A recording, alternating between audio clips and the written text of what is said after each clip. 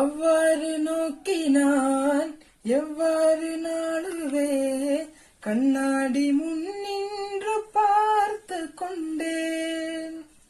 ஒன்றாக செய்திட 100 நாடகம் உத்திகைகள் செய்து எதிர்பார்த்திருந்தேன்.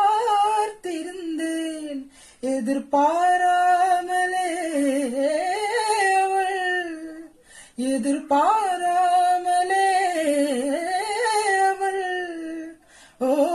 பின்னிரண்டு வந்து என்னை பம்பரமாய் சுழற்றி விட்டேன். உலகுண்ட பெருவாயில் வந்தேன் வாயோடு வாய்ப்பதித்தார்.